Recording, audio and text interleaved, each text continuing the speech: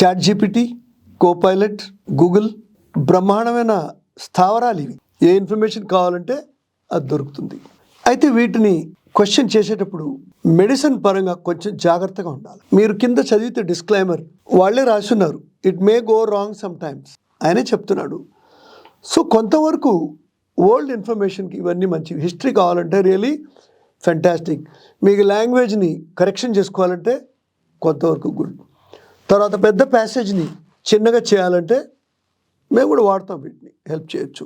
కానీ medicine dosage, availability, reactions చాలా టైమ్స్లో కొంచెం తప్పులు పోవచ్చు. సమ్ టైమ్స్ స్పెల్లింగ్ మిస్టేక్స్ కూడా రావచ్చు.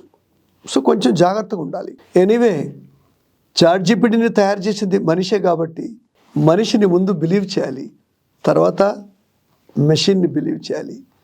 హెల్త్ పరంగా విషయాల్లో, మందుల పరంగా విషయాల్లో కొత్త డ్రగ్స్ ఏమైనా ట్రై చేయాలంటే డెఫినెట్లీ మీ డాక్టర్ని సంప్రదించండి.